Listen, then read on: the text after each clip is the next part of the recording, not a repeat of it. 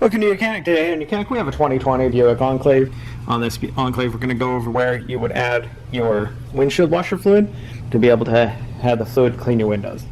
So to start with, you would need to unlock your door if your door is locked, and then open the door. And then you come right down here, where is where your left foot would be sitting, and or left knee, and this is the lever you need to pull from the inside.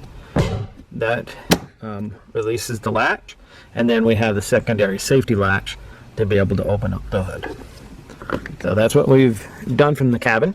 And so from on the outside, now we're around the front of the vehicle, right here above the emblem, right here in the middle, and have a lever.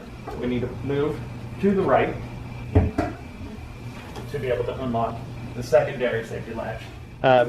You'll pop the hood and be able to get your reservoir, which is located right here on the front left side of the vehicle, your driver's side, and right next to the front headlight.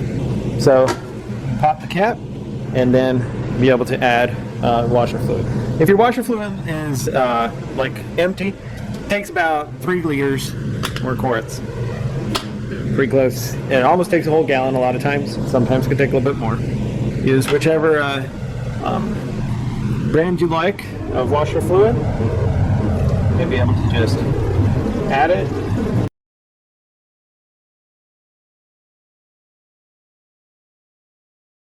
Up there. See that this one was pretty low. So if it was a full empty thing, it probably would have taken this whole gallon. But that's full. And now just close the cap and you'll be good to be able to clean your windshield. Want to make sure that you don't put other fluids in here besides your washer fluid. If you make the mistake of putting your antifreeze in here, your windows will not come clean. They'll get a very good slimy on them, and so that's why you don't want to put the wrong fluid in there. Thanks for watching YOUCANIC, where you can be the mechanic.